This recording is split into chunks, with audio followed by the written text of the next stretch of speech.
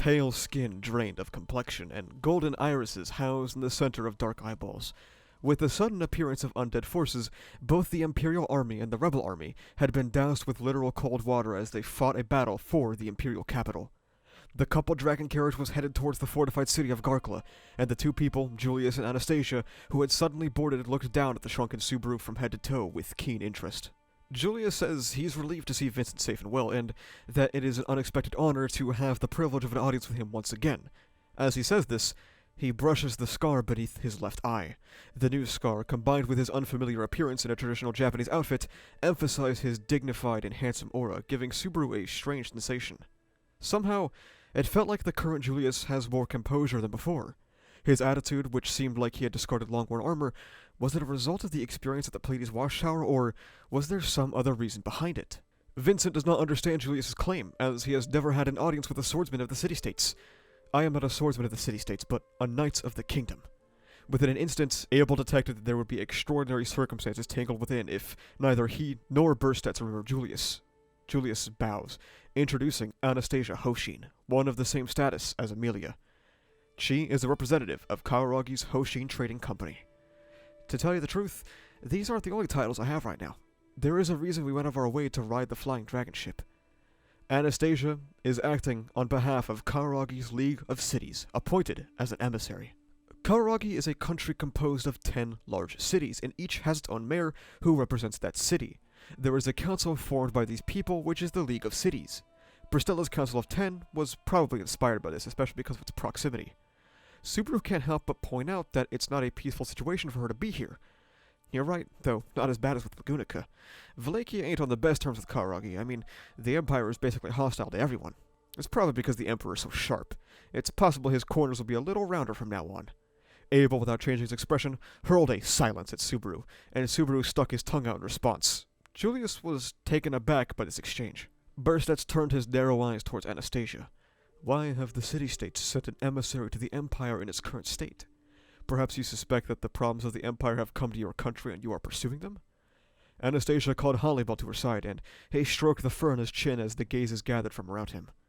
Something strange has been going on in Kawaragi for quite a while now. Well, the League of Cities have been urging me to figure it out. The Hotoke have been moving. Right. That phrase is Kawaragi dialect. When you say Hotoke, it got the meaning for a corpse. Subaru is concerned that this could be happening on a global scale, asking what happened to the zombie disturbances in Kawaragi. Hollybell simply replies that he tidied it up. Julius rises to address the round table.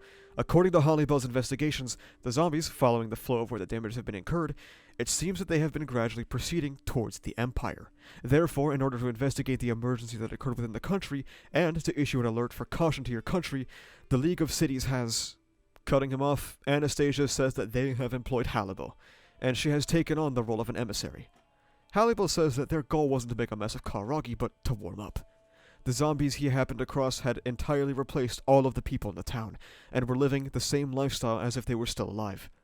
Vincent asks about the army stationed near the Kawaragi border, and Burstets replies that there have been reports of unrest before the Civil War.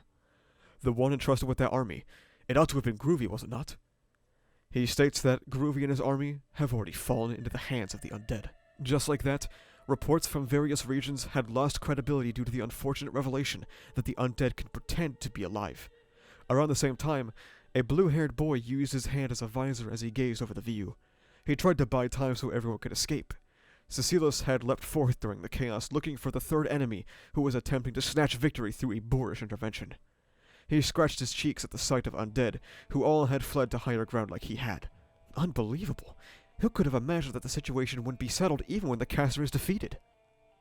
Collapsed at the feet of Cecilus, as he raised his voice, was the caster who had resurrected and commanded the undead. A girl with pink hair and long ears, around the same age as Cecilus. She was a witch whose life had already met its end. I'm interested in what Julius's purpose is here, especially considering Subaru's inner monologue here about another reason for Julius's sense of composure. Unless there are some side stories I'm unaware of, we don't know exactly what has been transpiring for the Anna camp post-Subaru teleportation, but something should immediately be clear. Balroy Temglyph has been revived, and Julius has entered Valakia. If you haven't read EX4, now's a good time, and maybe I'll make the EX4 video after Season 3. There is also the revelation about Anastasia being an official from Kawaragi. I talk about this in my Royal Selection forecast for 2023, but this seems like something that shouldn't be inconsequential. There are already rumors going around that you can find in Lagunican papers about Anastasia and Julius being Kararagi plants or something like that, and now they are adding fuel to that very fire by working closely with the Kararagi Council. I can't see the future, but hopefully this isn't a disregarded fact, and is relevant when we shift focus back to the Royal Selection again, shortly after Valikia. Garfield looked around the dark plain, seeing an incessant stream of undead soldiers. In order to combat them, a tactical delay force, which included Garfield, was in the midst of fighting. As he and the Shudrock watch over, Roswell lands beside them. Garf asks if Beatrice has switched sides, as it's rare to see her with that bastard.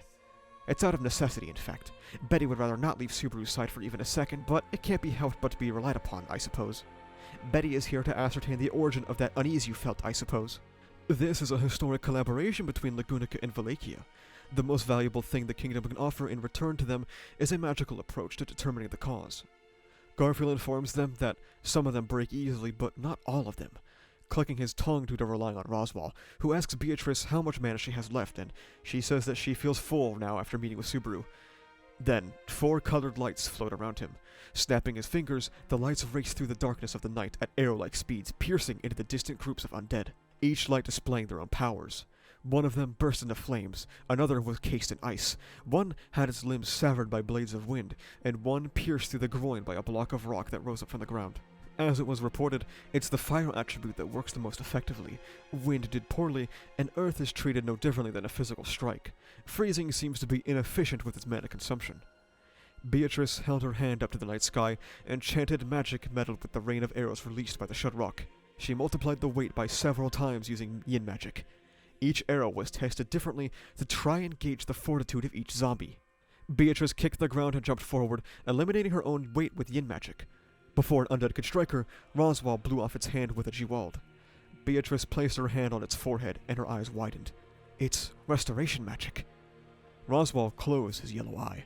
It was a magic that could restore damaged objects, and he heard that the best users could even restore burned books from ashes. However, it was said that there were few users, and that there were also noticeable shortcomings, such as the need for exquisite magical precision and the tendency for restored items to deteriorate in quality. And above all, life could never be restored. This was not restoration or repair, but the forbidden realm of something like the sacrament of the Immortal King. Teacher chose mana for her vessels, and I chose blood for mine, but this enemy chose earth for their vessels. Are they not bothered if the contents overflow? Roswell asks Betty if this is indeed the sacrament, and she responds the basis is the same, but the approach is different. For sacrament, the vessel comes first and the soul second. However, for the zombies, the body changes form to suit the soul. Roswell was there with an expression that reflected even more anguish on his face than Garfield did for not understanding the situation. He had never imagined he could have this contorted expression on his face. Roswell was in agony, and opened his mouth.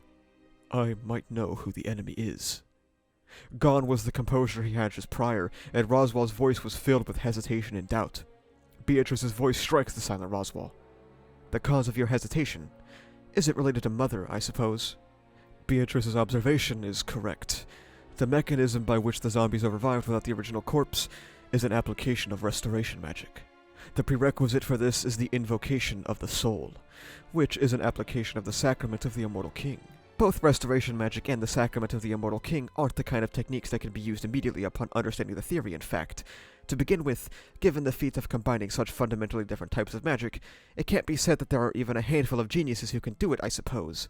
Those who could do it would be of Teacher's lineage. However, it cannot be Teacher. Therefore...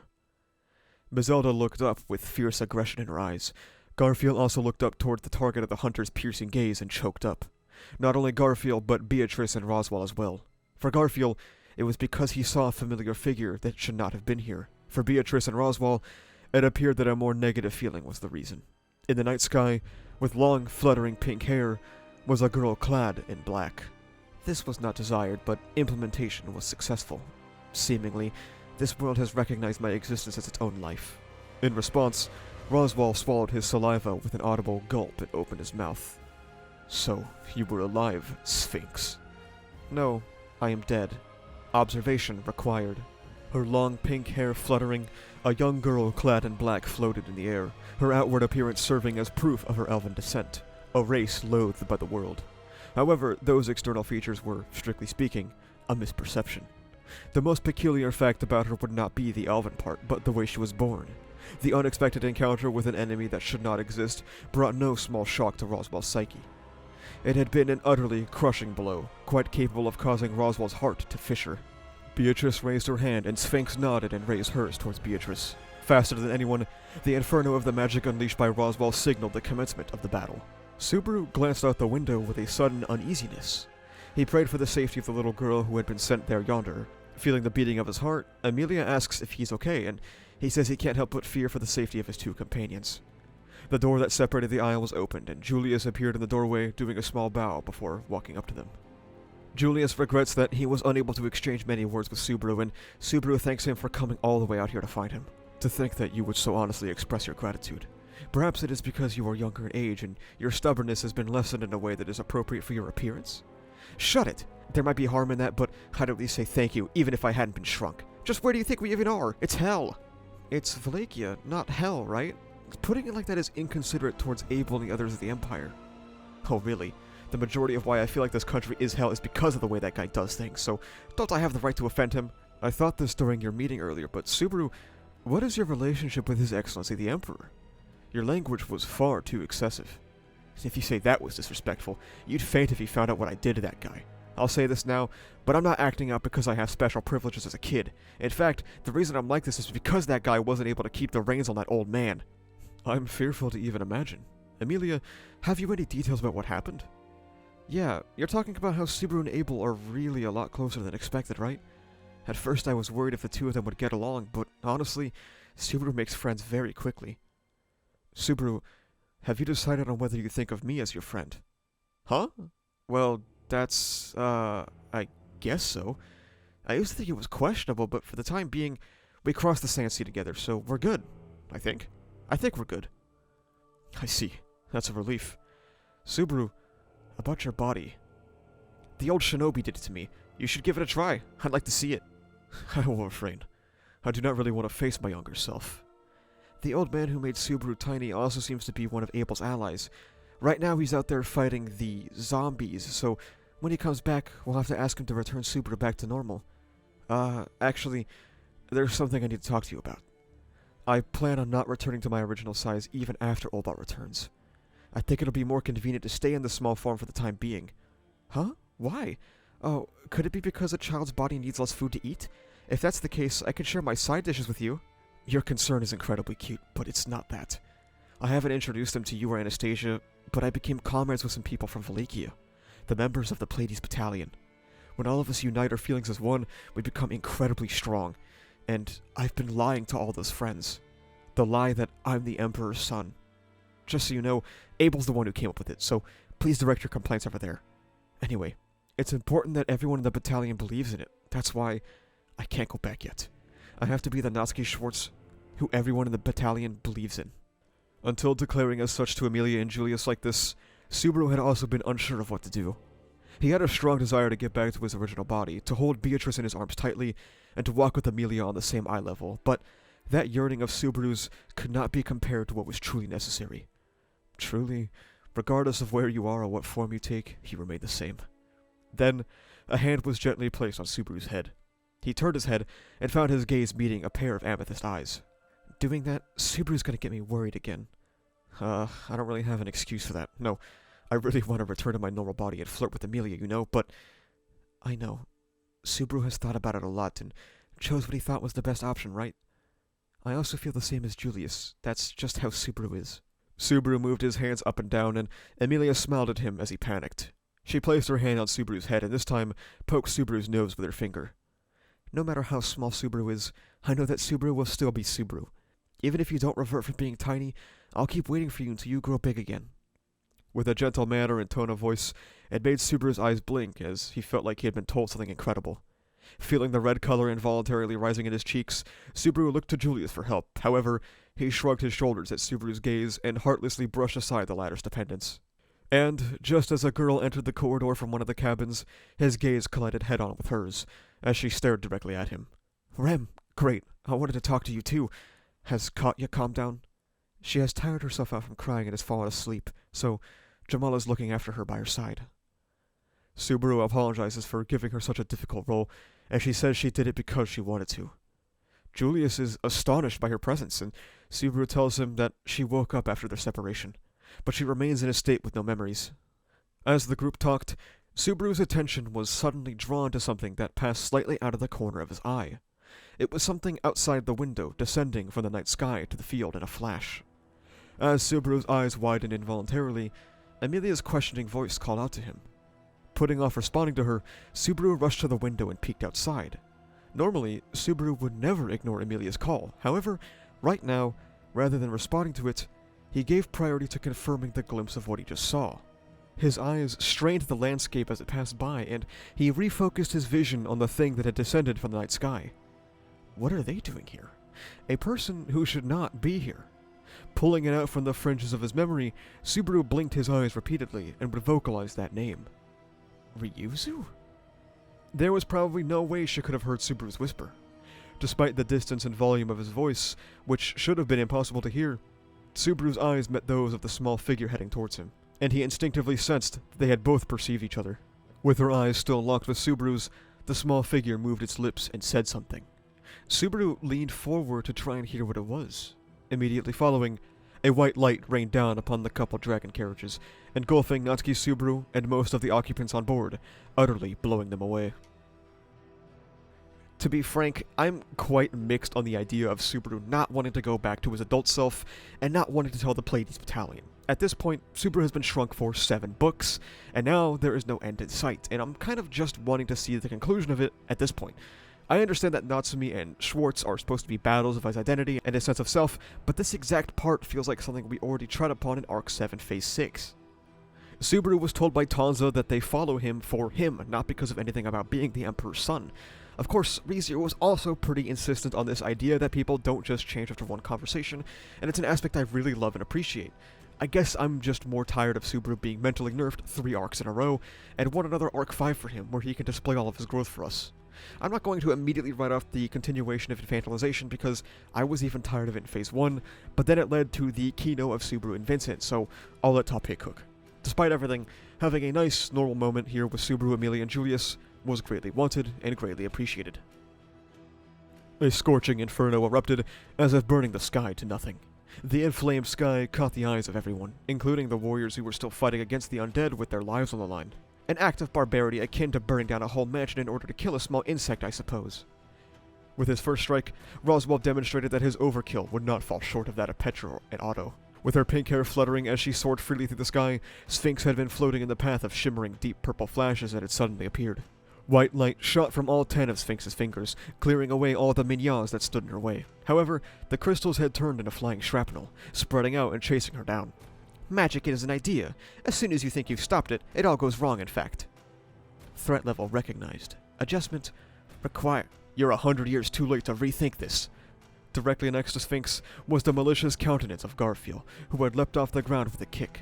His eyes sharp, his fangs bared, Garfield roared like a ferocious beast, and swung his refined arms with a mighty swing in an attempt to hit Sphinx. The girl's body was shot from the air straight into the ground, and the fist continued to press against the ground with tremendous force. There was a thunderous crash, and a cloud of dust that rose as if a large rock had fallen. Beatrice could see Sphinx's body flutter like a leaf on the other side of Garfield's arm. Once again, threat level recognized. Adjustment required. Now standing up, Sphinx's body trembled, and her gaze fell on her own chest. From her chest protruded the tip of a blade, and the one holding it was Mazilda. I have a bad feeling about this girl. There are no reasons to keep her alive. After 3 concentrated stabs had bored through the back and chest, she grabbed Sphinx by the hair and forced her head upward, and mercilessly slit her neck with a dagger. No blood was spilled, but there was no doubt all of it was lethal. Roswell looked down at the collapsed Sphinx, and called out her name in a sidelong glance that showed little emotion. She had no power to counterattack or struggle in vain, but she had enough energy remaining to move her golden irises and look back toward Roswell. Even though he knew she was a different person inside, it still pained his heart to see Ryuzu's appearance crumble. In any case, the main culprit behind the anguish of Beatrice, Garfield, and Roswell was... deliberation should have been required. At first, Beatrice thought those were words lamenting her own lack of ability. However, the words that followed indicated otherwise. For you 3. Roswell looked up as if he had been played. He had a look of impatience and remorse on his face, and turned around toward the rear. Back behind to the sky he had flown through with Beatrice, towards the couple dragging carriages, still advancing forward. Beatrice also turned to face there. Then, while she was struck by the turmoil in her own small chest, "Subaru," she called out. An instant, yes. Everything happened in an instant. Having taken notice of something out of place, everything was engulfed by a white light. Natsuki Subaru intuited what that meant, that his life had been expended, and returned by death had been invoked. As proof of that, "I love you." As if to say that she, having found him once, would never let him go again. He heard the whisper of her voice. Verifying his footage and the situation around him, he discerned the specific moment from the faces that were present. In a surprised voice, Emilia calls to Subaru, having noticed the rapid movement of his eyes. In an environment where retrying upon death was a given, the very intuition that had been essential in the survival of everyone on the Gladiator Island enveloped Subaru, and in order to investigate the cause that brought about his death, his concentration was exerted to its utmost limit. This was no time to be fussing over overly sluggish thoughts, such as, "Did I just die?" Without the intuition that could catch up to reality by saying, "If I just died," he would never be able to arrive at a solution. "Julius, outside!" he shouts. "Understood," the man responded, drawing his knight's sword, slashing the wall of the corridor with a diagonal swipe, before kicking it down. Then, carrying Subaru under his arm, he leapt outside of the effective range of the divine protection of wind evasion. "Julius, it's that girl! Seize her!" Subaru shouted, pointing to the fake Ryuzu in the air, before they had even landed on the ground. Without any delay, the fake Ryuzu directed her hand towards Julius, and as she was about to unleash an abominable white light, "In, Ness! Lend me your strength." A white light, different from the one alight on the fake Ryuzu's fingertips, made Julius's whole body faintly luminescent. And in turn, a black light faintly enveloped the fake Ryuzu's whole body. Julius's knight's sword flashed, and the strength drained from the fake Ryuzu's arm. Explanation required. "I cut the tendon in your shoulder." He twisted in midair, and his leg struck the floating girl, knocking her to the ground. Where she fell, the ground transformed with a yellow light, becoming viscous, softly and deeply receiving her body, before hardening all at once. From behind Subaru, running across the grass, was Emilia. Sphinx looks towards Subaru as he taunts her, and she asks his name. "My name is what I would say from my conditioned reflex to give you my name, but I'm not going to be friends with you. It's fine if our relationship remains with you being a dangerous person, and me being the one who hindered your plans." "I see. You are a strangely capable person. At first glance, you seem to have no outstanding ability, though." "No other zombies are coming. Did you just go ahead on your own because you could fly? If you rushed ahead thinking you could beat us, that's too bad." Valga Cromwell. This was a stratagem of his that had not been carried out at the time. A moment later, Subaru saw Emilia's facial expression change, and he was pulled into her arms, as she created a wall of ice around Subaru, Julius, and herself. Julius also clad himself in rainbow light. Then, a white light rained down from beyond the sky, wiping them all out at once as if in cruel mockery. The feeling of remorse at being unable to avert the arrival of death, which, unlike last time, he knew was coming, along with the trembling of his soul caused by the shock he had anticipated, pummeled Subaru's heart from within. He had completely misjudged the cause of his death. "Julius, outside! Emilia, you come too!" Subaru and the other two headed outside. Just before they escaped the range of the divine protection of wind evasion, Subaru yelled to Rem that he needed a favor. After taking Sphinx down once again, Subaru warns Emilia to be on guard. Something bigger is coming. Something that will kill us if we aren't prepared. There is a shot coming from beyond the sky. Sphinx points her golden irises towards the boy. "You are... Valga Cromwell. That's the name of your military strategist, isn't it?" Up until now, she remained expressionless. But now, her cheeks stiffened, and she was looking at Subaru with more intensity in her eyes than ever before. "I had thought prudence necessary for the magic user and spirit knight, but it seems for you, too, caution required. Your stratagem has been seen through. Be graceful and accept your defeat." At that moment, the white light from beyond the sky aimed at Subaru and his friends. No, it was not. It was aimed at the fake Ryuzu on the ground. Emilia's ice barrier collided with it head-on, and a rainbow aurora was born from Julius. It just barely restrained the light enough to prevent it from shattering the several ice barriers created by Emilia. However, these two could barely prevent it. Just how powerful was it? "You did well calling for me. So darn praiseworthy. Here's the dead spot." As soon as he said it, Hannibal advanced in front of the three and swung the arm they had taken out of its sleeve, tossing something into the white light. Reflected in Emilia's eye was not the white death that had been so close at hand. In fact, that had disappeared entirely, and instead reflected was the night sky. The aurora-clad ice wall that had collided with the light had also disappeared, and the fake Ryuzu, who had used herself as a target, disappeared into the light. An emergency meeting had been convened once again in the coupled dragon carriages, and Roswell, who had rushed back, gave an explanation on Sphinx, and her newfound capability of repeated death. Perhaps making it even worse, the next zombie could be aware of her previous deaths and the circumstances that caused it. In other words, she could know that Subaru and Hallibel were the main factors that stopped her plan to blow away the coupled dragon carriages. The group would dub it Escape by Death.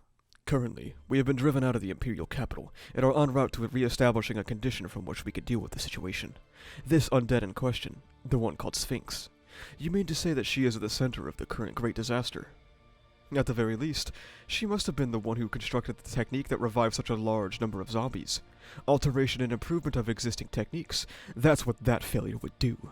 The hint to defeating the zombies was Garfield's intuition, I suppose. Garfield, who was already rampaging across the battlefield before Betty and Roswell, noticed something strange, in fact. The discrepancy he noticed was the difference in the durability of the zombies, I suppose. Some zombies would die from a single arrow, while others would still be alive and well even after being pierced by 10 arrows, in fact. The discrepancy is bugs, I suppose. Roswell took something out of his own pocket and said, "Everyone, please be extremely careful. It has been frozen to stop its activity, but if the ice breaks, it is presumed that a zombie will be born here." As he stated this, in Roswell's hand was a small block of ice being pinched between his fingers, about the size of a coin. Inside, there was a red, round object. This core bug is lurking within the body of every zombie, and this worm is the zombie's lifeline. In other words, it is undoubtedly their core. I see. So the true nature of Garfield's perceived discrepancy was the difference in the points at which an arrow killed the core bug within the zombie's body. We will be working to unravel more about the technique, but this core bug acquires the data of the target that it turns into a zombie, and then reproduces the original form by making a vessel out of earth. That is our conclusion. There is someone else who possesses information that may or may not prove useful as we confront the great disaster.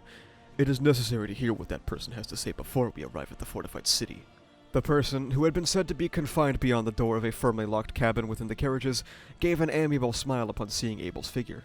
However, for him, in such a state of confinement, it was really not something he should have been smiling at. After all, his entire body was bound by chains, tied to a chair so as to never let him escape. Hey, Abel, no matter how you look at it, this is a necessary measure. For better or for worse, losing this man will be a major blow to our side. Allow me to warn you, if his restraints are removed, he will easily go off to his death. It's preposterous that I'd go off and die. It's just that I've been doing everything I can to stop this great disaster until now. If it's for that purpose, it doesn't matter if I lose my life. Thoughtlessly smiling, the delicate man rocked back and forth in the chair he was bound to. Feeling a sense of insanity from that manner of speaking, even Subaru could not help but believe that Abel's argument was no exaggeration. This stargazer is Upilk, was it? You said we could rely on this person? What's this? It's upsetting that I'm being doubted. Wait, taking a closer look, aren't you the stargazer of the kingdom that I passed by in Chaos Flame? You're completely wrong. Oh, by chance, were you the one who instilled the idea that I'm a stargazer into this guy's head? I ended up in a fistfight with him because of that. Huh? That sure is strange.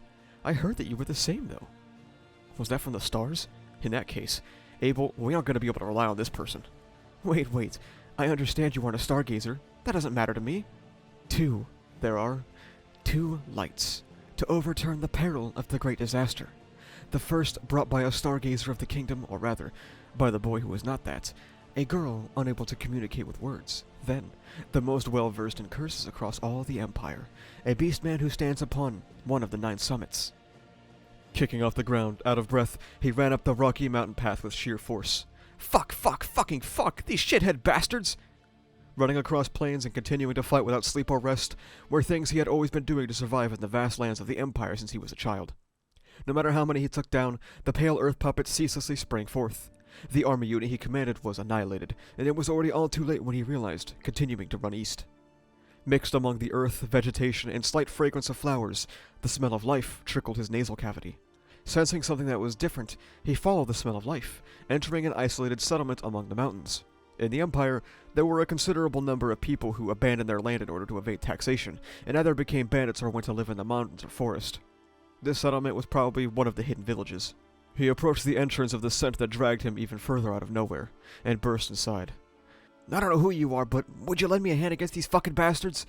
That instant, 2 columns of wind violently flashed to meet his entry. He leaned his head and hips back in order to evade, snarling his fangs at the opponent.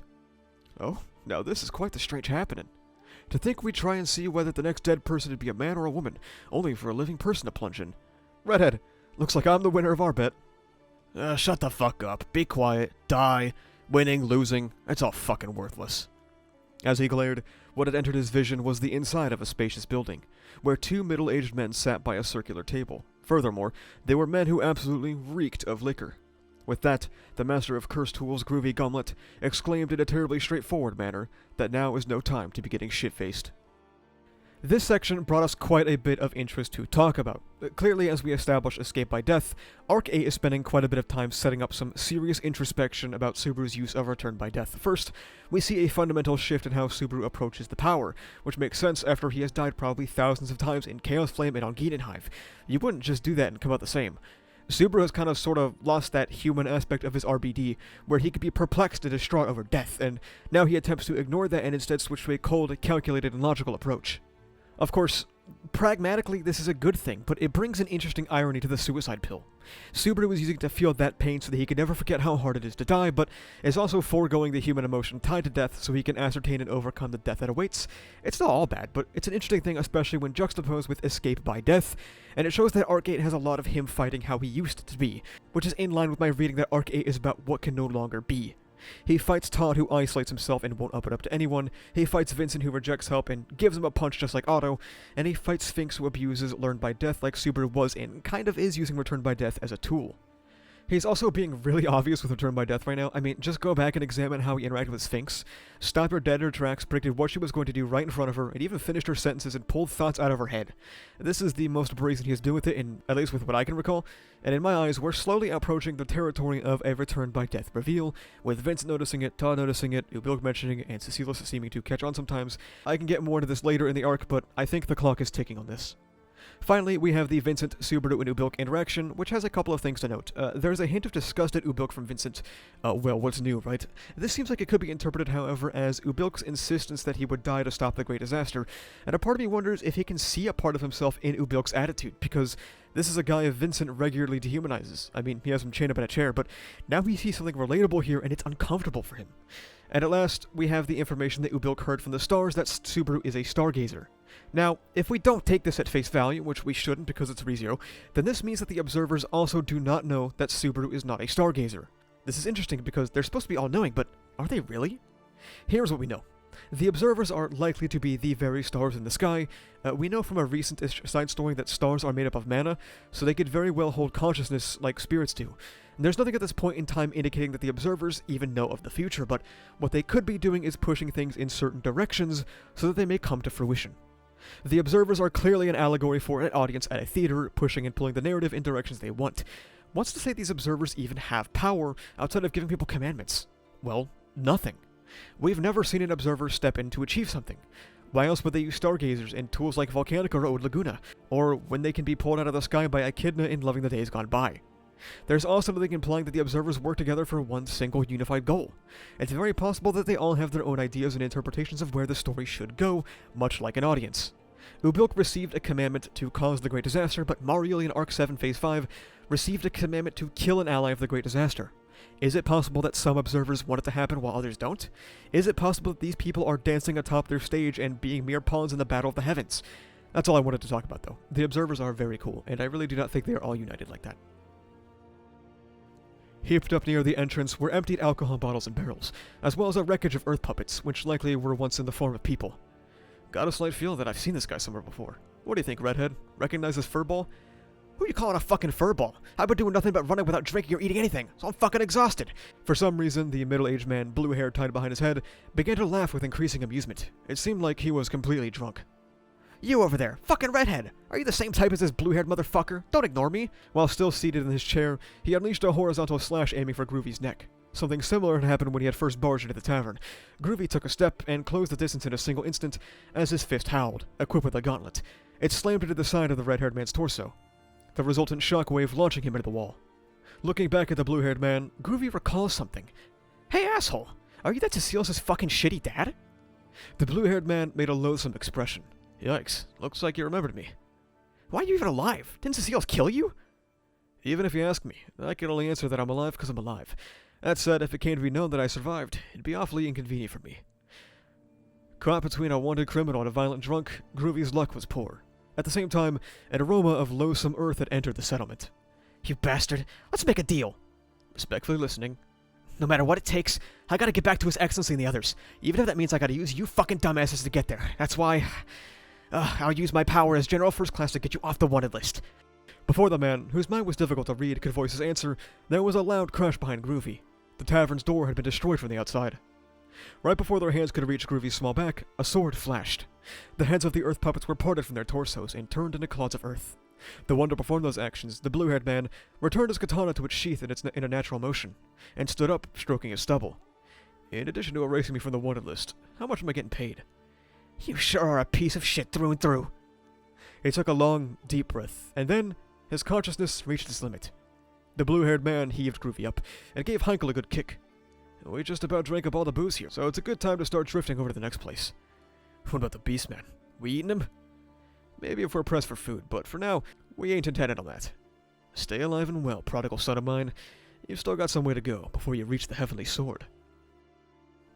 Vincent asks Subaru if he possesses an answer as to what kind of advantage Louise's existence will bring to the Empire. He waited a beat to answer, however, a beat soon turned into 2, then 3, and still he cannot arrive at a clear answer. When returning to Amelia and the others, Amelia asks Subaru if he got to hear what he wanted. Though it's also for the sake of the Empire. There's something I want to have a serious discussion about. About the Sin Archbishop of Gluttony, Louise Arneb. Let's have a proper discussion. A voice called out to Vincent from behind, and he halted his step. He recognized the voice within an instant, Flop O'Connell. Unfortunately, the survival of the Empire is currently in crisis. I have not the time for frivolous chatter with you. Whoa there, you can't know whether it's frivolous chatter or not unless you talk and find out. No matter how clever the village chieftain is, I doubt you'd be able to tell what seeds of conversation I have before you water them. As Flop pleads for Vincent, Medium steps out in front of him, while Flop grabs his shoulder. Abel, you've been disregarding Big Bro this whole time, right? Big Bro is so injured and worn out that he always needs to lie down for even just a second longer, so don't be mean and just listen to what he has to say. You two, are you aware that it is an act so barbaric that not only you, but all members of your household will be punished for? Flop laughs off the sentiment, as they are the only 2 members of the family, and before long, Flop looks Vincent in the eye. I've been entrusted with a message from a person who, in your place, had acted as emperor. Having expected him to start speaking nonsense, Vincent's eyes slightly widened. The Sin Archbishop of Gluttony, Louise Arneb. When he spoke those words aloud, Subaru had heard a grating sound reverberate within his heart. Gathered in the cabin were Amelia, Beatrice, Otto, Garfield, and Roswell, and in addition, the Sin Archbishop of Gluttony. Really, it's a connection that seems to pop up indiscriminately. You all did well to hold yourselves back. I'm sure Otto and Garfield were ready to erupt at any moment. Indeed, Garfield and I were of the opinion that we should either eliminate or restrain her. The fact that she was not subjected to either was due to Amelia persuading everyone else. It's something that I also experienced. Having people say that I'm really scary, that I seem like a witch to everyone, and nobody around me would talk to me, so... For Amelia's case, it is due to the irrational prejudice against half-elves. However, with this girl, there's a difference.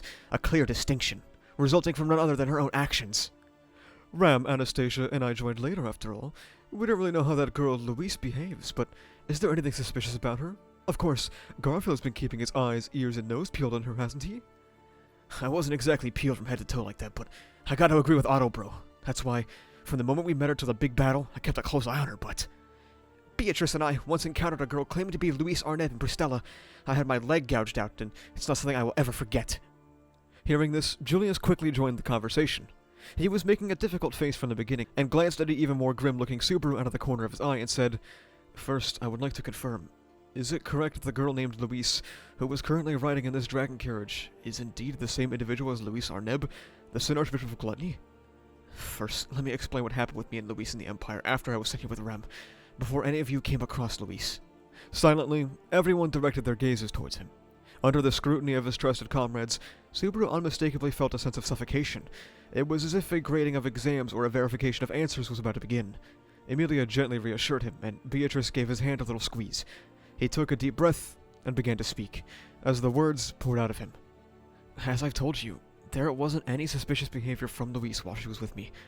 I believe you can hear the same story from Rem. We're not really doubting that.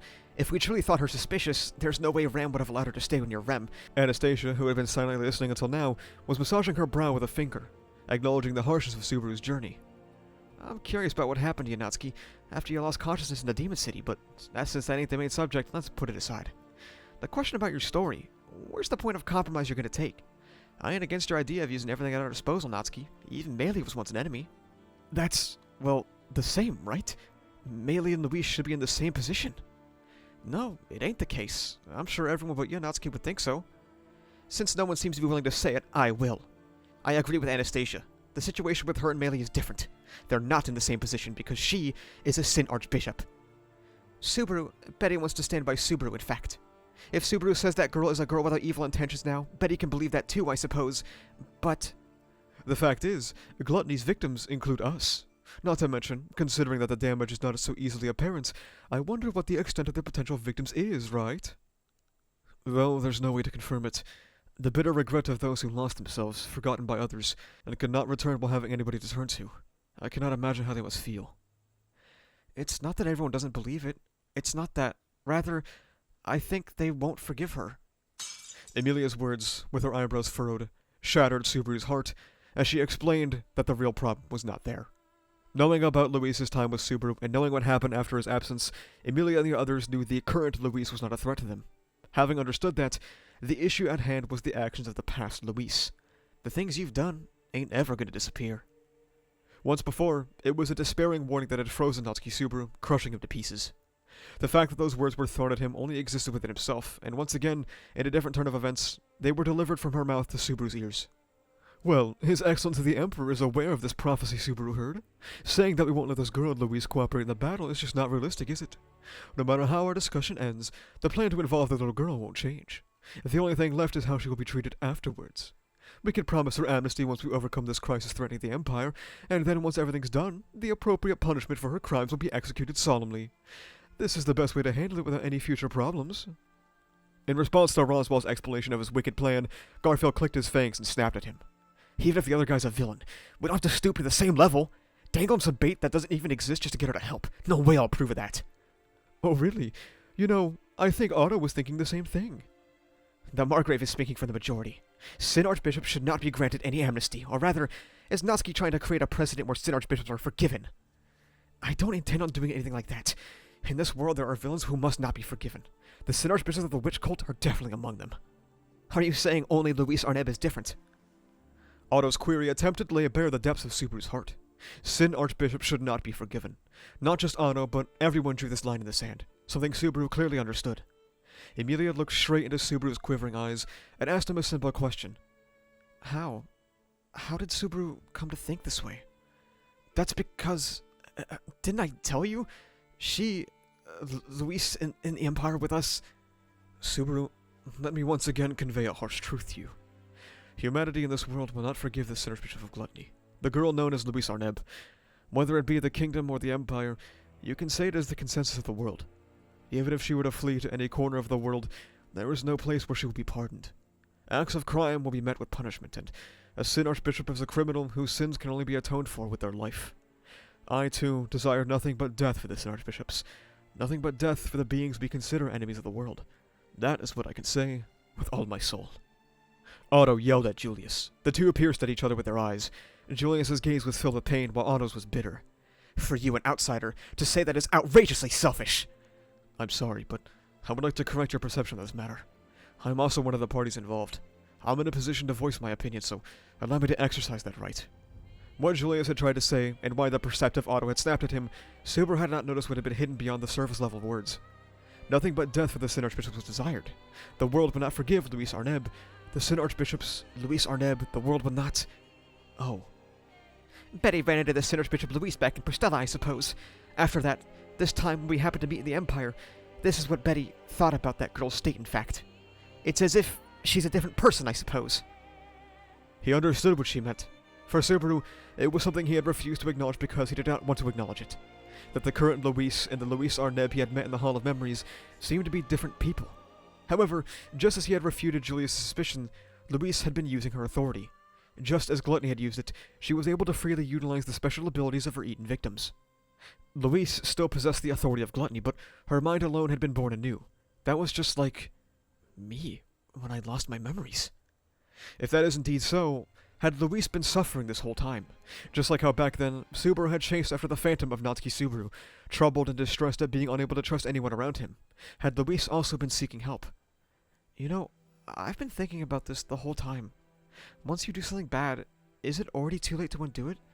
You apologize, you atone, but even then, if you're told that it's not enough, then sometimes you get fed up with apologizing and atonement, right? So, I've been thinking about a way to prevent that, but it's not easy to find such a terrific solution. But there's just one method that might work. It's a method that Subaru taught me.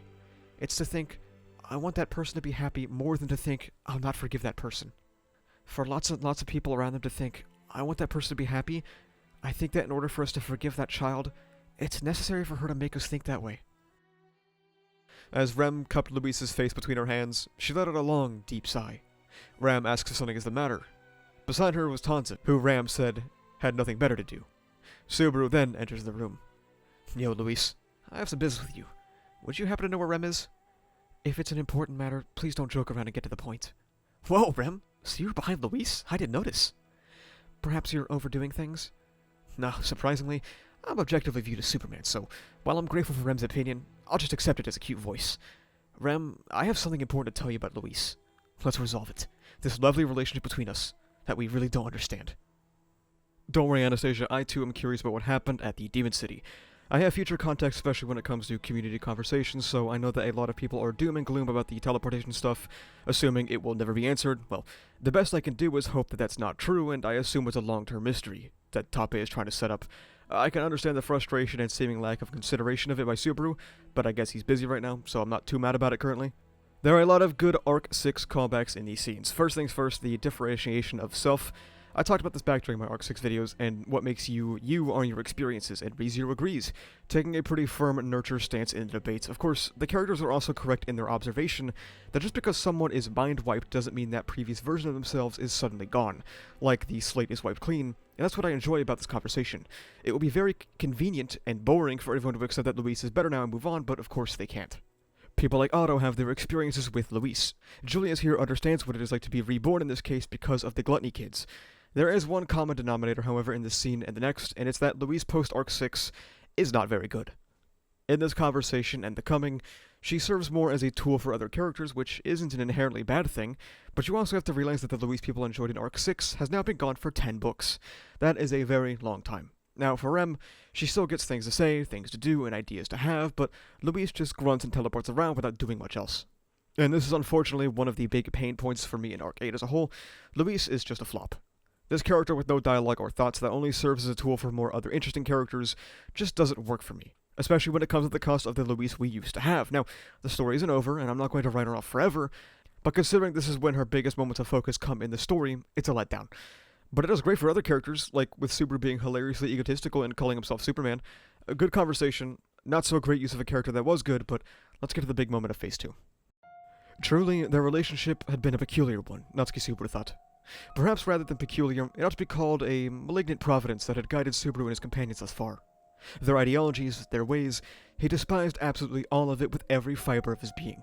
The Valikian Empire. The one who had given him the unbearable yearning to cry his heart out for reasons he did not understand, bereft of her memories, Rem. The one he had cast the entirety of the blame upon, who he had utterly loathed, the Sin Archbishop of Gluttony, Louise Arneb. Stirred with the situation, he cannot help but curse, lamenting and raging in accordance with the path that had been laid out for him. While he repeatedly continued to crash, Subaru had been able to survive through these days over and over again. Here, there were also people who he had made contact with, who had helped him, and he had helped. The Valikian Empire. He was together with the one whose kindness and deep thoughtfulness made him yearn to weep. Bereft of her memories, Rem. The one who had risked her life time and time again, bravely devoting herself to him, the Sin Archbishop of Gluttony, Louise Arneb. Processing the curse that had been served to him, refusing to follow the path that had been laid out for him, while they continued to gently hurt each other. Subaru had been able to survive through these days by dying over and over. Was it malediction, grief, or hatred? Or perhaps without cursing, without grieving, it could be forgiveness. The time had come to resolve this relationship, which up till now had continued to remain ambiguous. Subaru's declaration upon entering the passenger cabin cloaked the space with an air of tension. Present in the room were Rem and Louise, joined by Rem and Tanza. Rem looks away from Subaru towards the girl in her lap.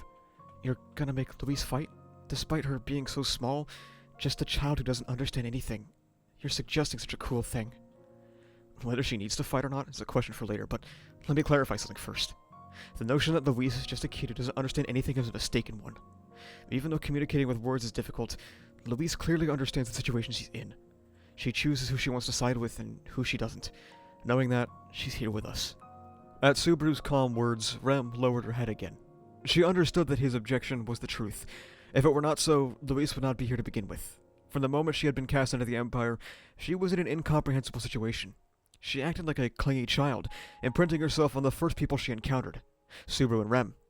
However, such an explanation cannot account for the myriad of brutal trials that they had surmounted together. Standing tall, Subaru puffs his chest out towards Louise. We're about to discuss something important.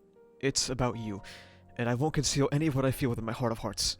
Will you listen, without running away? After a moment's hesitation, Louise nodded with a lively voice. Rem glanced at her profile. If the girl showed even the slightest sign of discomfort, she could use that as a reason to stop the conversation, but she had been unable to find a reason to do so. Rem, Louise, I think both of you realized that from the start, I was always really wary of Louise, and I always shunned her, and that I had always hated her. The reason for Rem being so excessively suspicious of me at first, that was the main source. When I tried to somehow separate the two of you, I even got my fingers broken. I don't know how Louise was feeling, but you must have felt that tense atmosphere, right? Even after we got separated at one point and later reunited with all the Shedrakians, even after we retreated from Garal, and after that around the time of the Siege of Garal, it had always been like that. Subaru thinks back to how this made the gap between him and Rem wider and wider. That undoubtedly had a great influence in his hatred of Louise. His animosity toward her only began to change after they arrived at the Demon City, having separated from Rem. She had worked her hardest to protect Subaru, and little by little, Subaru had no choice but to acknowledge that. That was why, after they had split in the Demon City, and he was reunited with Beatrice in the Imperial Capital, he was happy that Louise was also there.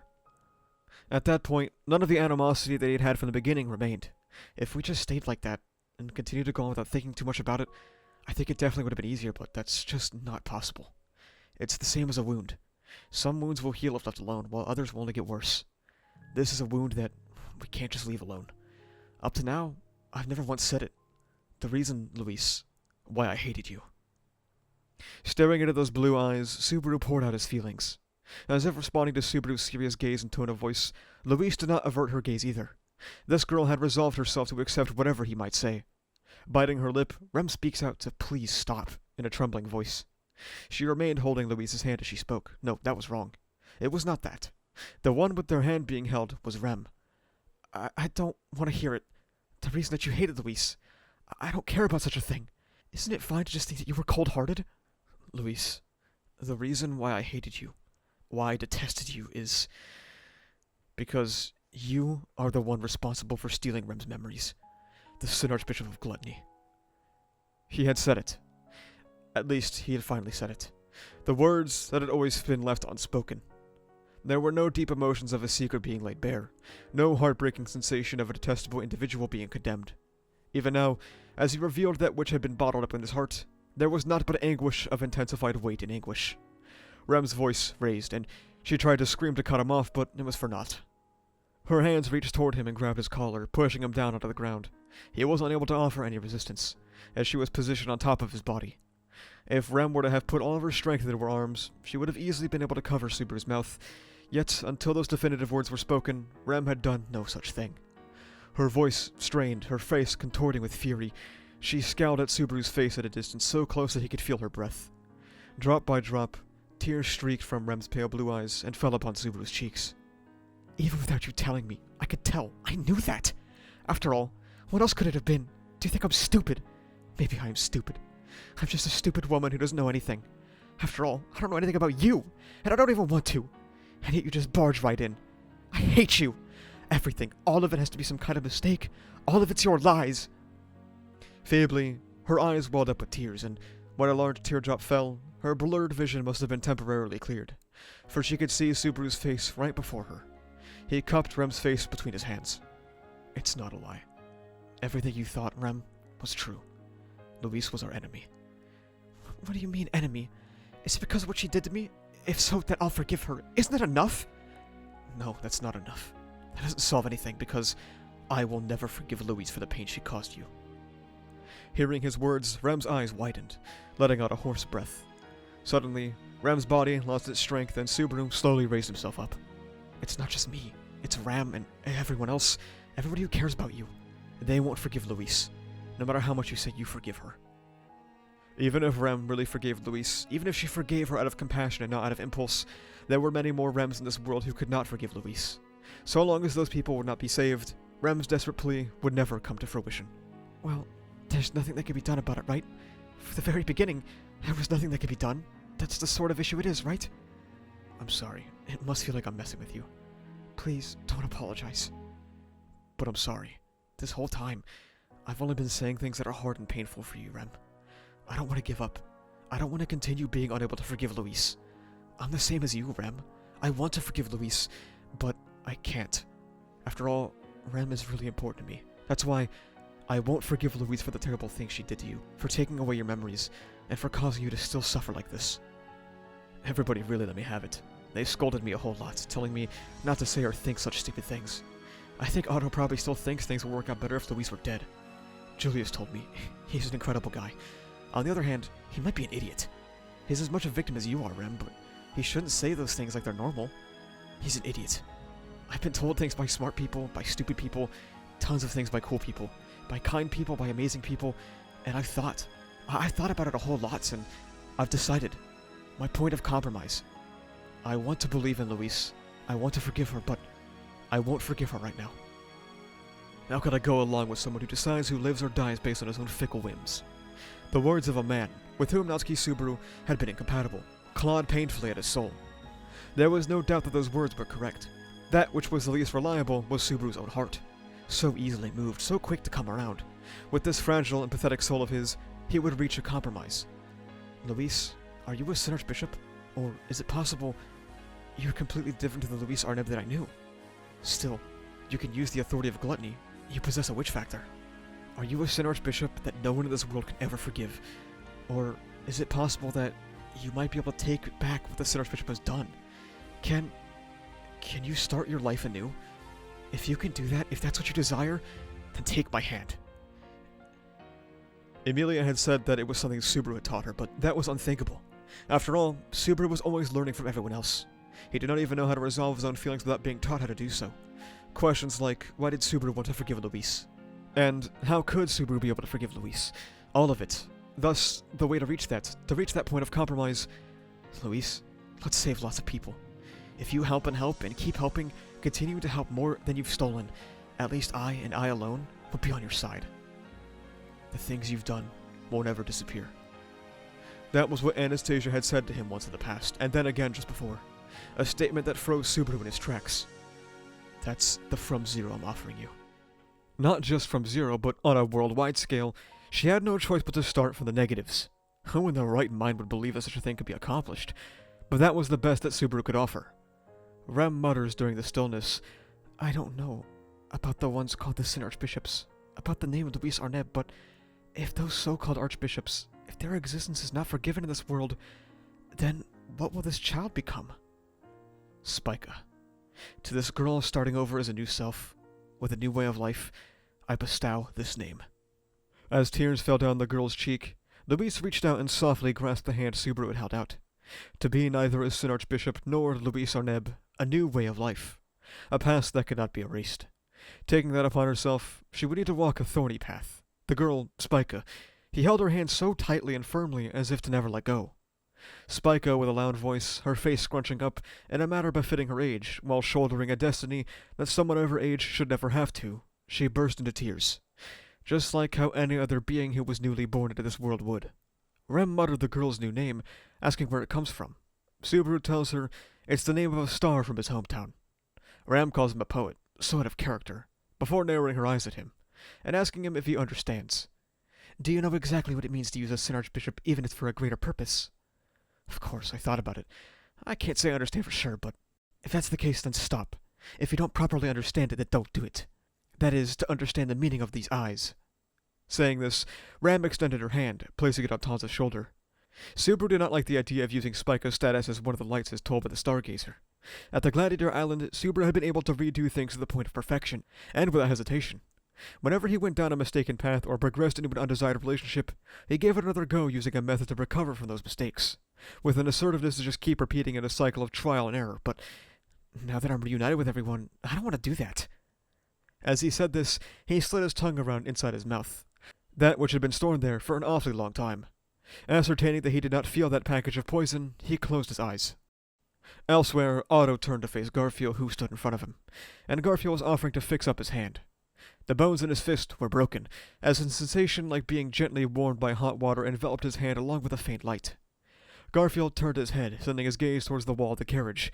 There was a slight indentation and a crack in the wall. That mark was made by Otto's fist, and the height of that mark is straight around our shrunken captain's head, huh? Otto smacked his forehead with his right hand. This is infuriating.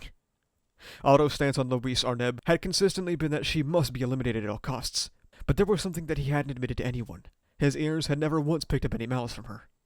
With a light knock on the cabin door, peeping in was Anastasia, clad in a kimono. Otto tightened his cheeks and gave a nod, as Julius also entered the room. Otto addresses Julius with a harsh voice, and Julius apologizes for his excessive statement. So, you say that you have reconsidered? That you are an outsider after all? No. The authority. I'm involved in the sense that I'm harmed by it. I also have a younger brother, whose existence I cannot recall.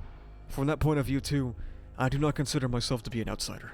Lowering his voice, Otto furrowed his brow as he listened. In that case, in what way did you exceed yourself? Otto, for taking away your role, I apologize. Yes, when shown such a genuine display of apology, Otto bit hard on the inside of his cheek. Had his reaction been any slower, he would have almost bit his lip in front of the other party. You were trying to cooperate with Natsuki, I do not doubt. But you are our enemy. That remains the same. I'm not a knight, so we have no opportunity to cross swords.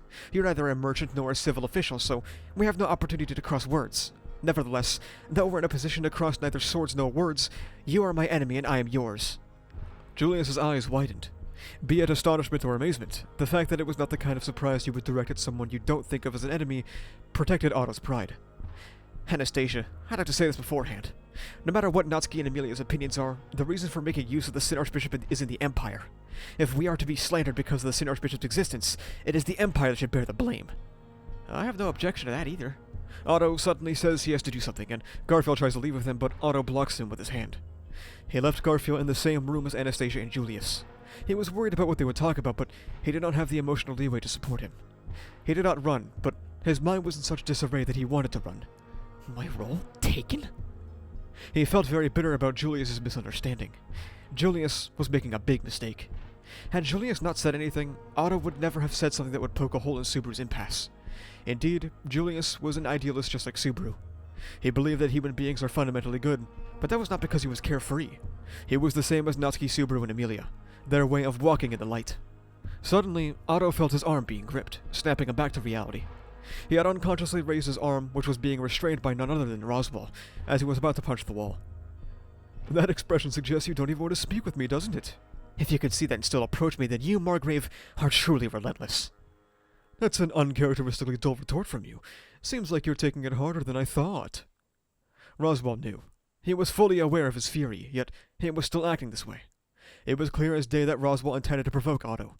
If that was not the case, then he was far too inept at interacting with others. I'm sure you could tell, Margrave, but I don't have the patience for this right now. If you do not wish for your whole body to be munched on by the rats that I have purchased, I would advise against ruffling my feathers. If I'm ever to find myself being nibbled by rats, I'll know that you were behind it. That may have been useful to hear, but I'm genuinely concerned about you. Otto asks him his thoughts, and Roswell shares the sentiment. He couldn't care less if the Empire is destroyed. Observing this self-loathing Otto, Roswell peered closely and remarked, I think you're doing more than enough, Otto. It seems that without makeup, even your sharp tongue is dulled. It almost sounds as if you're trying to close the distance with me. I have no talent with getting close to people, so don't assume I'm doing so. Either way, I believe you're doing more than enough. But there's also the matter of, no matter how much you struggle, this recent incident serves as a perfect example. In most cases, things go according to how Subaru and Emilia desire them to. Everyone rallies around, organizing their efforts, arranging the path for their wishes to be met. Taken aback by Roswell's sudden assertion, Otto furrowed his brow. What are you saying? Are you mocking me? Or perhaps are you ridiculing Natsuki and Emilia? Neither. I merely pity you. Your family's contributions played a part in our journey from Laguna to Davlekia. For that I'm grateful to you, and it is out of this gratitude that I offer this earnest advice. Becoming overly engrossed in finding yourself at odds with Emilia and Subaru is toxic for you. This toxin will erode you, and I fear that it may eventually kill you. After all, someone as capable as you is hard to come by. Gently, as he calmed the tone of his voice, Roswell spoke in a straightforward manner.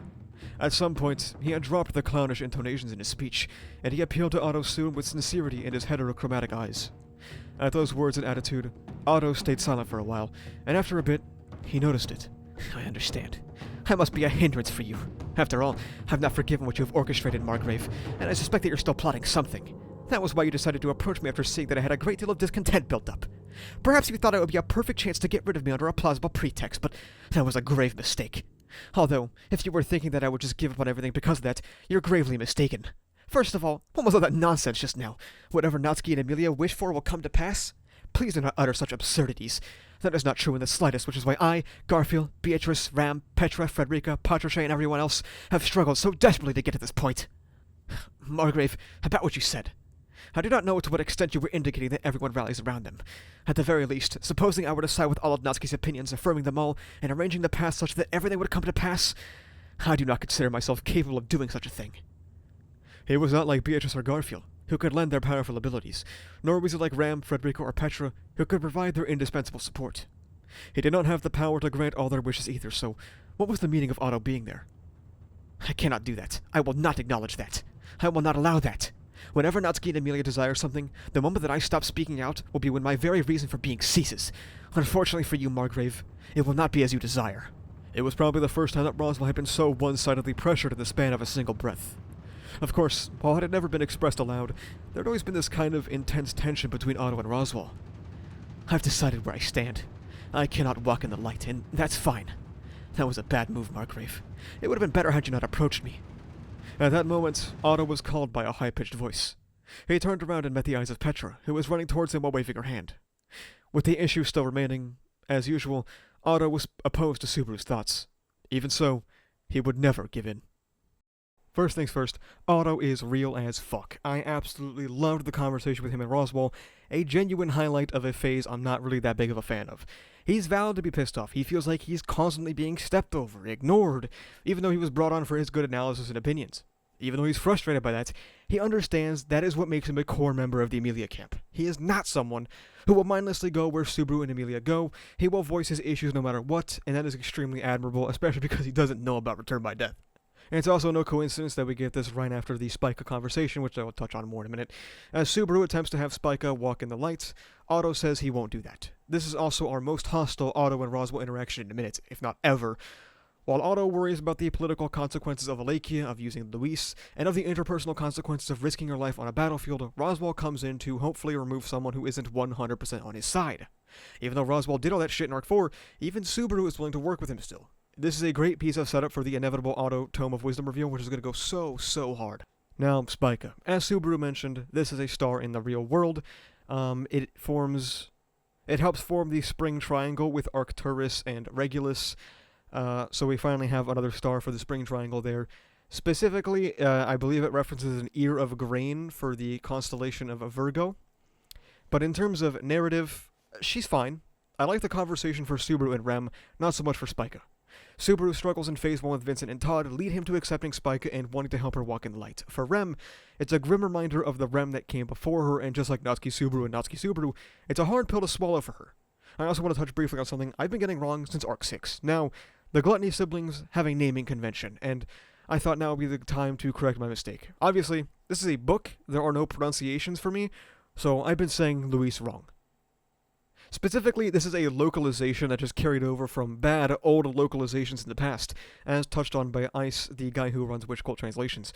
So, in line with the standard that they're setting, going forward, when talking about these three characters, I'm going to try and update the way I reference them to fit in more with their naming conventions. Instead of Louise, I will call her Rui. Instead of Lei, I will call him Lai. And Roy as well, Roy. That's all I wanted to add real quick, though, and let's get back to the phase.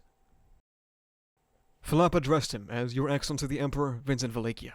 They had confined him in a cabin, a reckless act, that would likely warrant them the death penalty if witnessed by anyone. Before I deliver the message, may I take a little while to tell you an old story? I'm aware it's imprudent, but after you hear the message, would you allow me to ask a favor of you? Philip would inform Vincent of their relation to Balroy. He is what you'd call our sworn brother. We spent some of the most sentimental years of our lives with him. He's our precious and beloved family. Medium and I were orphans, raised in a shoddy institution. We were rescued and brought to Countess Drakeroy's domain, and that's where we met Balroy. Medium and I were ignorant of the outside world, so anything and everything we saw was fresh and new. Of course, it wasn't all just fun things, and Countess Drakeroy couldn't always be kind to us. We got through those days together. There was a strong bond between us siblings and Balroy. It's precisely because of that relationship that I want to ask you this, Your Excellency the Emperor. Balroy Temglyph was a foolish traitor who couldn't see ahead and lost his life after failing to achieve a desire beyond his station. But is that really true? For what reason do you doubt? Do you suspect that impurities have mixed into the rumors that have circulated through the streets, and feel you cannot place trust in them? No, that's not it. It's just, I finally got my long-awaited chance to speak with someone involved. Then it's not that strange to think I'd want to hear a story that's much more trustworthy than the gossip, right? As Vincent was about to answer, he would be interrupted by a feeble, short call from Medium. Standing stock still, Medium's shoulders, a rather high stature for a woman, had been made smaller as she tightly hugged her own arms and looked at Vincent. In her blue eyes, tears had welled up. He had long become used to seeing people get teary-eyed while they made entreaties or pleaded for their life, hence that did not cause Vincent's heart to waver in the slightest. But although his heart did not waver, it gave his presence of mind a short while longer to ponder. The true circumstances behind the death of Balroy Temglyph, they differ from the rumors that have disseminated throughout the streets. The moment they heard his answer, Flop's eyes slightly widened, and Medium's eyes blinked in amazement. Vincent immediately understood. Flop O'Connell, you already knew that reality was not in accordance with the rumors, did you not? To say that I knew would be a tad bit incorrect. The rumors just didn't sound much like Balroy. Vincent looked up at the pair of siblings in front of him, and as Flop continued. Balroy Temglyph had become a rebel. That rebellion, it wasn't Balroy's true motive. He had a different goal. Your Excellency the Emperor just made use of the outcome, but the prerequisite should have been something different. Do you know that objective? To exact revenge upon the killer of Private First Class Miles, who had lost his life on a special mission to the Kingdom of Lagunica. Did he fulfill his dearest wish? Did he get revenge for Big Bro Miles? No. With just that short, brief response, Vincent would not hand over any more information. Even if Flop requested such, he had no intention of handing it over. Even if Flop aspired to get revenge for the two siblings, for Balroy and Miles, it would be impossible for him to accomplish that, and above all else, that was because Balroy Temglyph would not have desired it. Flop apologizes for taking so long. He could just tell that the message entrusted to him was of the highest value, so he could leverage it. First, number one, about Cecilo's segment. Chisha had replicated a technique of Olbart Dunkelkin's to shrink him. Then he was sent to the Gladiator Island. Number two, the Sanctum has been detained in the fortified city. Depending on its presence, you may discover the way of being of the Great Disaster, which invites ruin to the Empire. Then Flop let out his words with an attitude that lacked confidence and held his breath. The reason for that was because, upon hearing that message, a change was yielded on Vincent's expression. Vincent tightly clenched down at his teeth, then placed his hand to his mouth and kept silent. He would not close both eyes at the same time, thus he forcefully shut only his right eye. The reason he had aimed for the fortified city of Garkla was because he had thought that if it were Chisha, he would have left some sort of countermeasure there, but that was incorrect. What Chisha had left behind was not a countermeasure, it was an answer.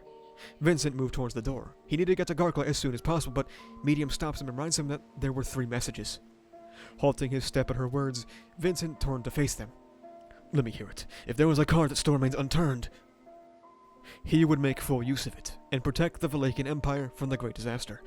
As Vincent requested that, Flop looked back into his sable eyes, and, clearing his throat again to try and deliver the message exactly as it had been entrusted to him, Your Excellency, my assistance in getting the wheel out of the ditch concludes here. What an enormous fool. Declaring that and nothing more, Vincent headed for the door of the cabin. Flop raised his voice with a "Please wait" towards Vincent's back. After the current crisis passes, you'll return to the seat of the Valachian Emperor, and the Empire will go back to normal. No, you'll do your best to make it even better, right? I have reservations about the way you phrased it, but generally that is so. Then, I wonder, after everything is over, I think Your Excellency the Emperor is going to welcome many wives, but would you let Medium be one of them? What, so it was something like that? I don't mind. Originally, the reason he had not welcomed any wives until now was in order to reduce the annoyances that would serve no purpose to his aforementioned plan. Now that it was broken down, he had no reason to overly adhere to it. Henceforth, Vincent was merely facing the obligation he had to fulfill as Valachian Emperor. With that, only the person who was placed as the subject, Medium, continued to tilt her head in confusion. So, we're going to talk about this conversation, and I'm going to open it up with this. Medium X Vincent really sucks, dude. Not only is it just not a very good ship, to me personally, but having Flop essentially sell his sister to the Emperor without her prior consent is extremely weird, dude. It does not feel like a decision that Flop would make. Now, I'm not stupid. I understand that the purpose here is to have Medium be close to Vincent for the grand plan to enact revenge against the world, but this decision in itself is propagating people being miserable. By nature of being Emperor's consort, you are put into a position where you exist only to fulfill the national tradition of bloodshed. How was it revenge against the world to force your sister into a potentially unhappy marriage, alongside maybe hundreds of other women so that your beloved children can be pit to death against each other? That's quite literally the opposite of revenge against the world.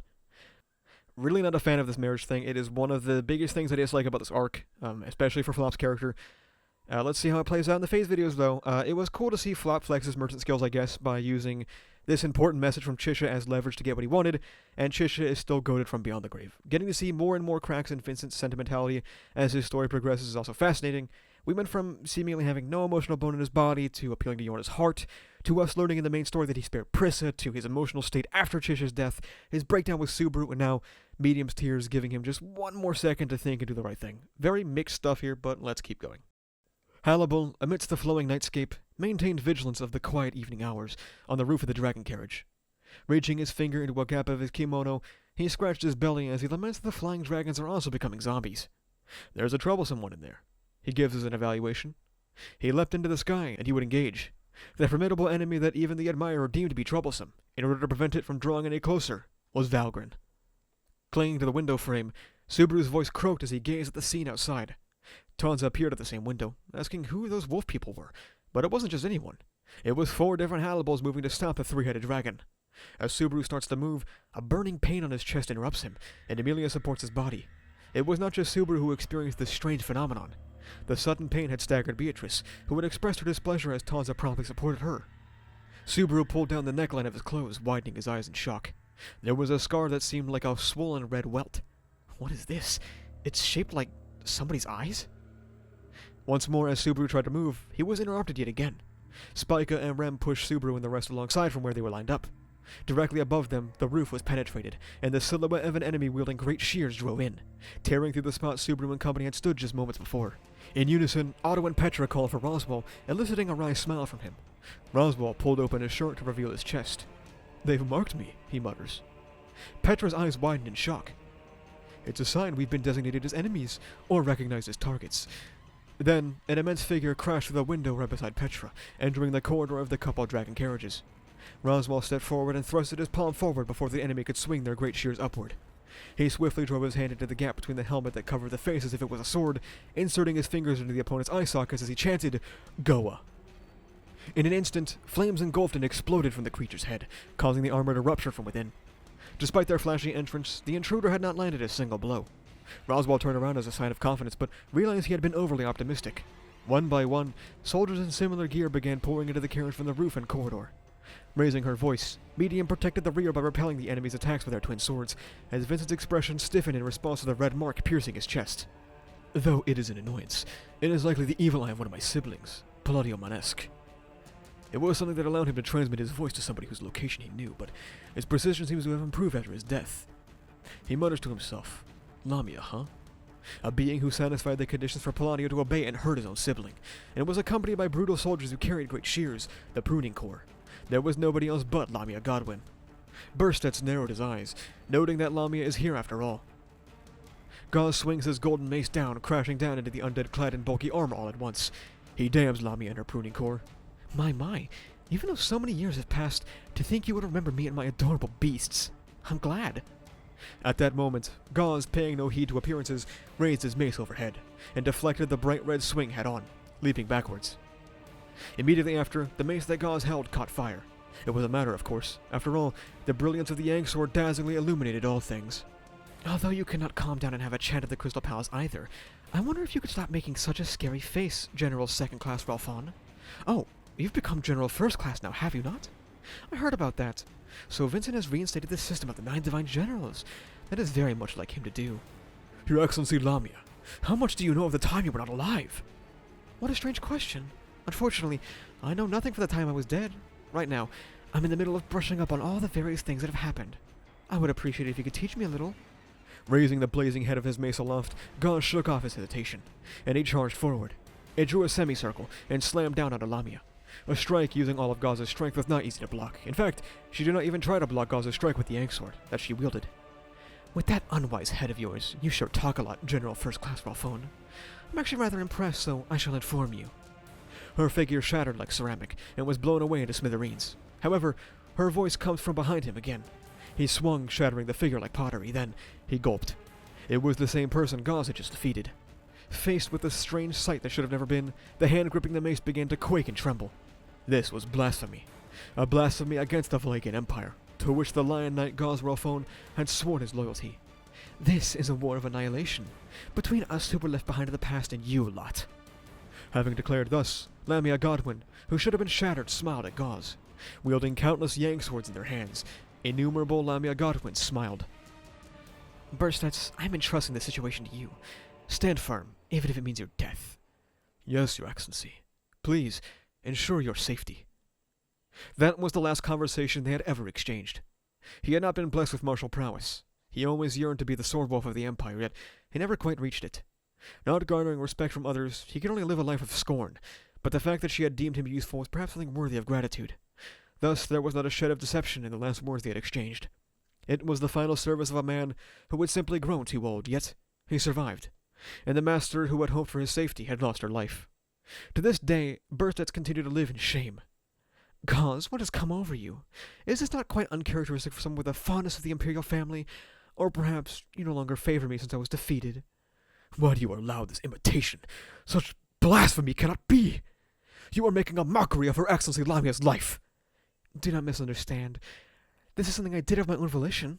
That witch is rather rigid in her thinking. If I can be resurrected after having been shattered, then I can certainly resurrect myself back before being shattered.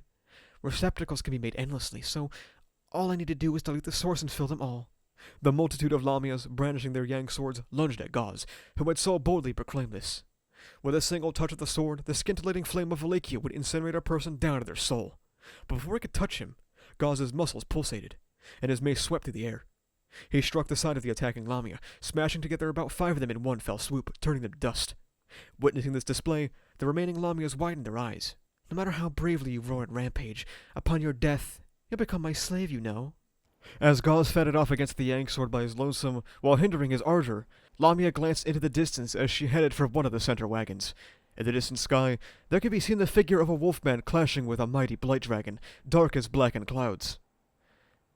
"It's outside my calculations that Valgren is unable to be used, but to successfully keep that one occupied is quite the achievement. But it's unfortunate that the wolfman will be of no use to us even if he dies." "That's a comment I can't overlook."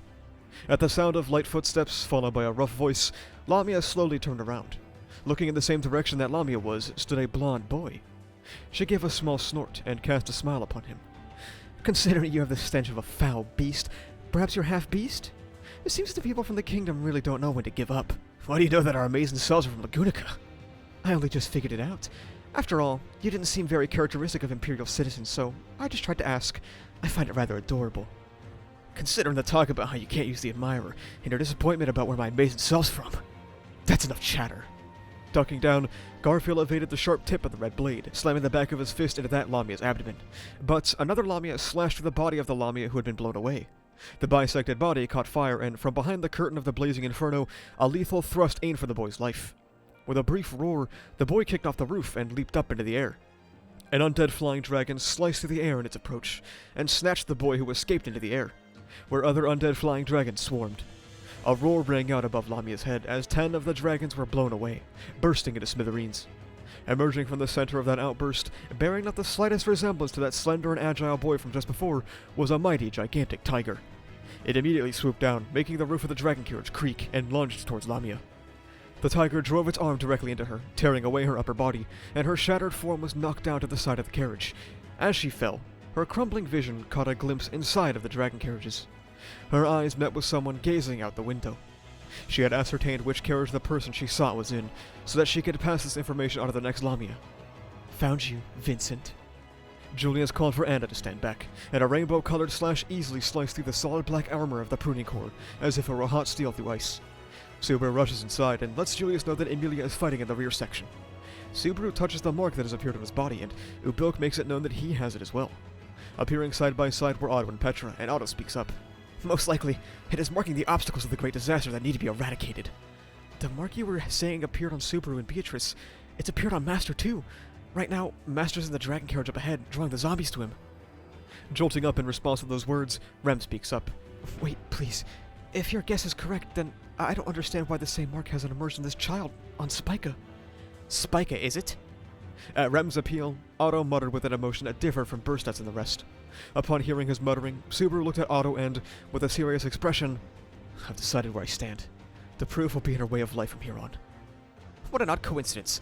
I've just made a decision as to where I stand as well. If this stargazer is to be believed, this girl, Spica, is a natural enemy of the great disaster, in fact. So then why is she being overlooked, I suppose? Is that really so weird? I mean, we wouldn't have even known if that guy hadn't told us about it, right? If that's the case, doesn't that mean that they don't know either? So, does that mean that there's not a stargazer on the undead side? Bursted's noticed his thread-narrow vision, that Subaru had a terrible, conflicted expression on his face. The anguish that occupied his countenance was the result of having realized something and hesitating to say what it was. Spica's authority. It could be the breakthrough of the situation. It's really interesting that they can only resurrect Valakians, and I felt this way for a bit, especially after some cleaned information from a side story, but it feels like there's something much more set in about the nations of this world. I kind of think of it like names. Felt doesn't go by her birth name, but according to Gluttony's authority, that is her name, not Felt. It's as if it's inscribed in her very soul, and I wonder if nationality is another thing like that. Only being able to resurrect people from Valakia, and claim to only being able to use his authority to teleport within Lagunica. Why would it be limited? That's strange. Speaking of authorities, we see Spica joining Subaru and making good use of these devilish powers. It's a really interesting way of him to not have access to every authority as well. Maybe he doesn't need every single authority in his body to access a Teleseal, and maybe Spica by his side will be enough, or maybe there will be a conundrum there. To get to the seal, Subaru will need to acquire every single witch factor, and that will force Spica to have to learn how to reproduce the authority like she used to be able to as Rui, which comes with its own potential risks. I really enjoy Tape putting a spin on traditionally evil or wrong powers being used by good people. Now, let's get back to the climax of Phase 2. Hello, Vincent. You look as dignified as ever. Have you even lost weight? Just when I begin to think that my brothers and sisters are no longer able to pester me, you and Palladio seem to have wandered back in. It is inevitable that my cheeks would appear a bit gaunt. Of course I would want to wander back. You saved Prissa, right? I wonder if you're qualified to punish me and Palladio when it was you, big brother, who violated the premise of the Imperial selection ceremony. If the truth were to become known, no one would recognize you as the Emperor, would they? Medium and Jamal both yell out. No matter what, they believe he's the Emperor. Abel's eyes widened more than before, and Lamia's eyes narrowed. She turned to Medium and Jamal.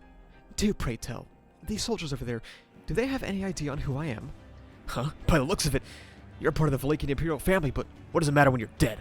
Those who die a dog's death are losers, and those who live are sword wolves. Turning back to face Vincent, his eyes remained unmoved, and then, Lamia, I have never once thought of you as an insignificant being. Up until then, she had looked nothing but fascinated, very sadistic, and otherwise discontent, but upon hearing Abel's words, the look on her face changed. She screamed out his name, and her face housed a definite indignation, unsheathing her treasured sword. Medium caught the blade before it could hit Vincent, causing her own sword to melt. Just what had happened, no one knew. It was just that, right before, as if struck by the wind, Lamia's body collapsed. Burstets screamed. Pruning, cease! The moment they heard the command, the undead, equipped with great shears, stopped moving. Time has stopped for the undead. If so, for them, that battle during the Imperial selection ceremony would have just occurred the day before. What is ingrained in their bodies could never lose its color. With its roof and walls in ruin, the dragon carriage was a mere shadow of its former sublimity. Despite that, on one of the platforms of the carriage that was laden with the Empire's hopes, Burstets and Lamia faced off against one another. It would be only for a moment, but Burstets' command would buy his allies a few seconds. With that, he had kept his promise to those who had gone ahead of him. I'm no longer at an age where I would make declarations I cannot keep. Since that moment, my time has come to a standstill, Your Excellency Lamia. As he approached, Lamia raised her hand, materializing a crimson sword in her hand. Burstets lifted up his fist. Curled around one of his fingers was a ring. It was proof that he was the Prime Minister, but it was also a meteor, imbued with mana of the element of fire. Your Excellency, we've lost. As he spoke, he pointed the ring at the floor. There, he activated the meteor. Flames swelled up and burst out beneath his feet, augmenting the elder's sluggish advance with blazing momentum. They were lady and vassal, with a long-lasting affiliation, while maintaining a respectable distance, who never had a heart-to-heart conversation with one another. For the first time, Lamia's enigmatic vassal displayed an expression that she had never seen before. On that face, full of wrinkles and thin eyes, the elderly man appeared as if he were about to cry. Her hand stilled. Burstets and Lamia's bodies met head-on, thrown out of the carriage. In that instant, a shockwave struck all the countless Lamia Godwins that had appeared within the couple dragon carriages. A divine protection is a blessing that can be bestowed upon lives born into this world. Their true natures have not been elucidated to this date, and much is still shrouded in mystery. However, regarding divine protections, many hold a single conviction that they intuitively understood. That is, that divine protections affect the soul, of the ones to whom they are granted and the ones to which they are targeted. Burstets and Lamia were both removed from the effects of the divine protection of wind evasion at the same time. As the Lamia about to take Vincent's life collapsed, 3 small silhouettes scrambled into the car. One of them held up their hand, and a faint glow surrounded the 3, speeding them up as they rushed in. The one in the middle shouted, "Lamia Godwin!" With a raised voice, such was the shout of the black-haired boy, who was holding hands with 2 girls on either side. The girl in the dress had produced the glow. The young black-haired boy had called out that name, and the last one who had leapt in, with the hand opposite to the one that was linked with the boy, she reached out. Retracting her hand after touching the back that she had leapt towards, she stripped off the name of the Poison Princess. Lai Kaitos of Gourmet, Roy Alfred of Bizarre Eating, Rui Arneb of Satiation. Wielding the power they were endowed with, ones who became sinners, never to be forgiven by the world. The newborn girl who eclipsed stars, Spica of Star Eating. Calling the names of those resurrected in vessels concocted of earth, whose memories were sealed within bugs. The star eating of the girl bestowed with the name of the Alpha Virginis was activated with her protruding hand, with the touch of her fingers. He knew of an empty place, whites where not held meeting. The place where the elements of all souls, be they beautiful or sullied, were scoured and born anew. Eating their role, that of those who had been hauled down from that place. Eating their fate, such that those souls could never again be food for another. Everyone aboard the coupled dragon carriages did not overlook the moments of opportunity that had been created in an unexpected way.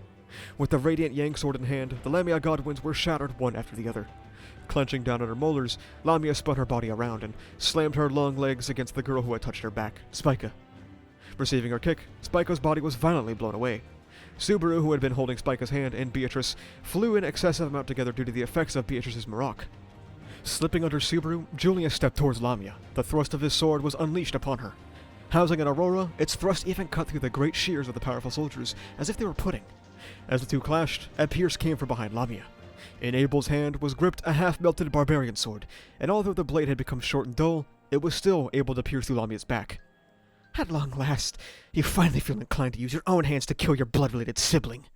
Taking tottering steps, her dying body was such that it seemed like anybody could take a weapon and cause her to fully crumble to pieces with just a single strike. In fact, Jamal swung his melted twin swords around, displaying his intent to slash at her, but Abel held him back by reaching his arm out. It seems that neither father nor Barthray have come back. After all, those two were satisfied. Those brief words left behind by Lamia had caused Abel's sable eyes to waver. Seeing that single reaction, Lamia narrowed her lifeless Aurelian eyes, and her cracked face of pallid hue contorted into a smile. General First Class Temglyph! It was not a name that was known to Subaru, but for several of the people present, the name held immense significance. Julius briskly painted an aurora of rainbow as a bullet of light came from the side of the dragon carriage and perforated it. Clad in a fierce wind, the dark undead flying dragon swooped down upon the dragon carriage and snatched up Lamia. Julius, Vincent, and Flop all called out Balry's name, but one among them was most potent with shock, and at the same time, it was the most heartbroken. Medium, who tried to chase that silhouette. Far, far away, collapsed on the tracks left behind by the speeding couple dragon carriages, and the old man covered his face with his hands. His entire body creaked in pain, and his hideously burnt legs impudently cried out. Why had he failed to die yet again? If you even went as far as to kill your younger sister, to kill Her Excellency Lamia, in order to obtain this empire, then take responsibility. Fulfill your duty as emperor. The old man, the Imperial Prime Minister, reflected upon the shame of his life, and wrung it out as words. Quietly opening the eyelids that contained those crimson eyes was a being who, even in this realm of suffering, had not lost her beauty. Her long orange hair was unraveled and frayed. Her luxurious blood-red dress was torn all over. Her snow-white skin was marred by dust and grime, but none of it tarnished her allure in the slightest. Compared to your current appearance, even frayed hair and torn clothing appears as excellent as gold. That is something you would say, Prissa. Priscilla, who had been locked in the dungeon of the Crystal Palace in the Imperial Capital of Lupugana, was skeptical of the one who had expressly come to visit her, the now undead Lamia Godwin. What? You're gonna die yet again, Lamia? My, this is quite the way to speak to your elder sister, but indeed, after all, my connection to the empty box has been severed. No, it was more like it was eaten. If your role has concluded, swiftly make your exit. Lamia, once more, mine self shall attend your deathbed. She raised her eyebrows in response, before putting on a smile. Such an unlovable little sister. As far as Priscilla could remember, those were the exact same words and smile as her final moments from the time she was alive. For a final convo between fellow sisters, was that enough to satisfy you?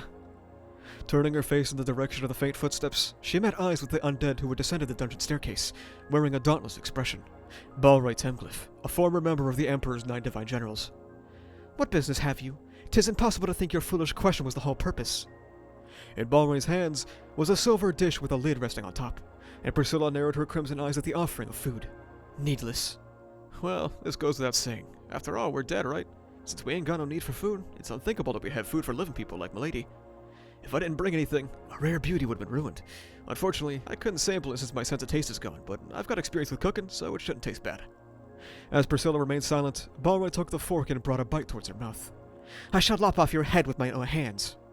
Announcing that, she ingested the food. It was not bad, but it was cheap. For what reason are you not destroying the Empire? In resurrection, what is it you desire? It ain't my place to give an answer for the former, but the latter is quite simple. The desires of the dead have been fixed since the dawn of time. It's to clear up any remaining grudges or pent-up resentment. Indeed, revealing the heartfelt desires of the undead, Balroy Temglyph spilled those words in a voice of lifeless laughter. Did I get killed? Fucking hell! Kicking off the wet road with a splash, he turned the corner ahead of him with vigor. That instant, his hip slammed against the wooden crate directly in front of him, and he forcefully tumbled over as he screamed out. Inside the helmet as it crashed against the wet stone pavement, pain flashed to his forehead, and he saw a spark in his vision. He had to get up, for if he did not, the man would come. Garbed in black, the one who wished to observe him, the one known as Vivid the Dissector, would come. Little did he know, however, it was already too late. Feeling a chill in his lungs, he drew the blue dragon sword from the back of his waist in the blink of an eye. Lacking any technique or form, he swung it around in order to hit his opponent through brute force sweeps, no matter where he may be. However, though it ought to have landed a hit no matter where the opponent was, the sword missed. Instead, a scorching pain passed to his armpit, and the blue dragon sword slipped right out of his hand. Resistance is futile, got it? Even in the best of circumstances, the conditions you meet differ from those of the others, got it? If you shed blood in futility, unable to conform to the Emperor's desires, you'll be of no value, got it? So, neither can I fight nor can I escape. I want to move on to the next one, so could you just make it painless? To make it painless would be illogical, got it? It's not as though I wish to torment you. There are merely things I wish to ascertain, got it? As I thought. So be it. The helmeted man quickly reached for his fallen sword, aiming to remove his head to end his suffering. No. Isn't it a little too soon to abandon this life and move on to the hereafter? A small leg pinned the blade to the ground, a boy with a crazy smile. In the subsequent instant, Viva's head came flying off from his torso. Pardon me for standing on top of your sword. You see, the floor is wet, right? It would be really uncomfortable for me if my Zori got wet, so that's why I'm acting like this. I really don't mind that, though. More importantly, I want to ask someone to lend me a hand for things that aren't too late yet. Could I count on you to help me out? Having only one arm would certainly be an inconvenience. That considerably striking form is exceedingly favorable for me, so it would be a waste if we parted here. That shall do fine. Please take care not to lose too much blood, Mr. Helmet. My name is Al, you Yancha boy. Haha, Yancha boy. The way you speak is kind of similar to Boss. As the child roared with laughter, the man, still constricting his armpits, Al, gave a long sigh. Wait for me, Priscilla. I, no matter what, will definitely save you. Strength no longer remaining in its 3 heads, the colossal body finally lay limp on the ground. With wings torn asunder and many ninja tools piercing its body, even when most of what could be said to be vital points were pierced and destroyed, it was difficult to tell just which had been the fatal strike. After ascertaining that the 3-headed's body had fully disappeared, he turned around in search of the couple dragon carriages which had left it behind, as they ran far, far away into the distance. Golly, after working so dang hard, I kinda want some candy. Oh, oops, I'd die if I would eat candy. While grumbling those words, he began to chase after the tracks left behind by the dragon carriages as they continued into the distance.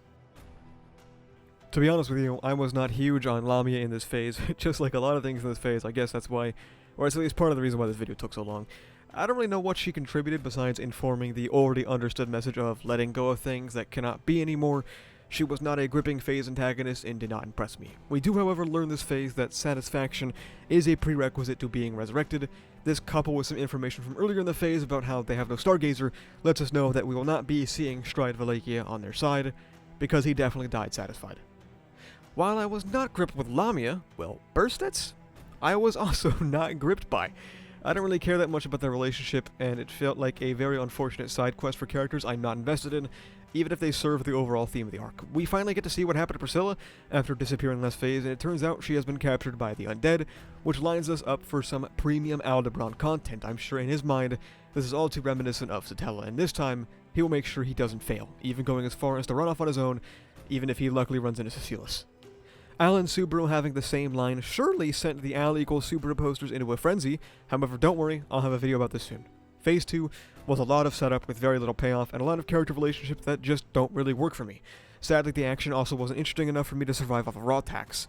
Solid Beatrice, Roswell, and Golf content though. We also have some great setup for Subaru and Rem, as well as the unlocking of Star Eating, which in concept I love by the way, which is very cool, as well as my goat Aldebaran finally stepping onto the stage, and hopefully finally giving Priscilla the content that she needs.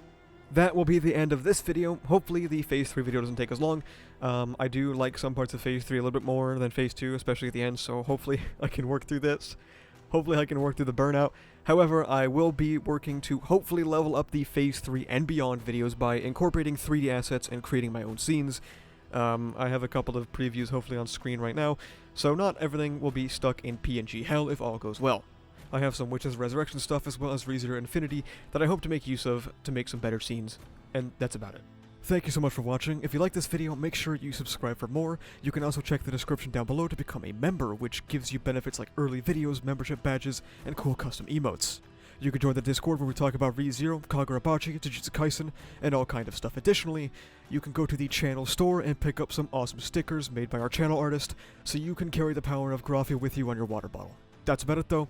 Thank you for watching. See ya.